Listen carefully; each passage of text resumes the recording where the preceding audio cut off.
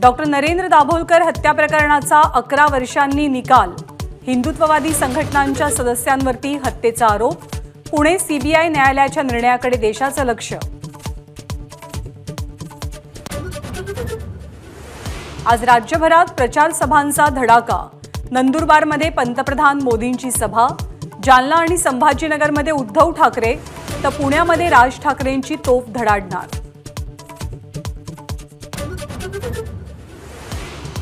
भाजपा आणि शरद पवारांच्या राष्ट्रवादीसाठी अहमदनगरची जागा बनली प्रतिष्ठेचा विषय। सुजय विखे आणि निलेश लंके यांच्यासाठी नगर जिल्ह्यात आज तब्बल 8 सभा। नवनीत राणा आणि ओवेसी वादात बच्चू कडूंची उडी। चिथावणीखोर वक्तव्याप्रकरणी राणा आणि ओवेसींच्या विरोधात गुन्हा दाखल करावा, कडूंची मागणी। मोदींकडून बाळासाहेब आणि मीनाताईंचा अपमान। डुप्लिकेट संतांबाबत केलेल्या वक्तव्यावरनं राऊतांचा हल्लाबोल।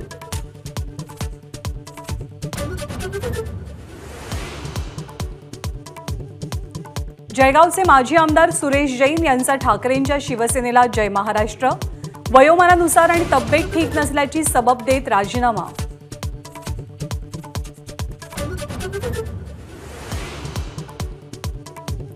इंडिया आघाडीचं शिष्टमंडळ आज केंद्रीय निवडणूक आयुक्तांना भेटणार।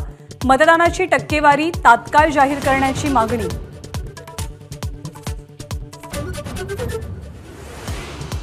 भाजप जिंकल्यास मुस्लिम आरक्षण संपवून एससी, एसटी आणि ओबीसींचं आरक्षण वाढवू।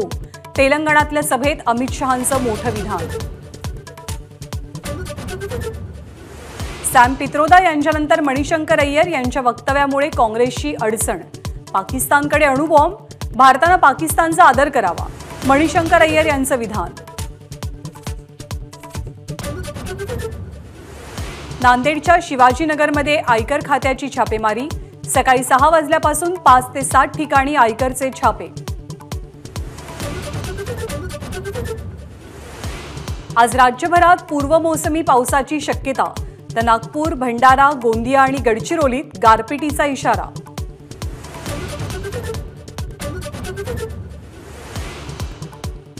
साताऱ्यामधल्या ढेबेवाडीमध्ये रक्षा विसर्जनासाठी गेलेल्या नागरिकांवर मधमाशांचा हल्ला। 70 जण जखमी। आठवड्याभरातली मधमाशांच्या हल्ल्याची 4थी घटना। आज अक्षय तृतीयेच्या मुहूर्तावरती सोन्याला झळाळी।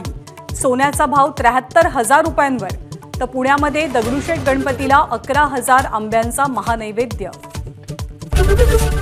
एबीपी माझा, उघडा डोळे बघा नीट।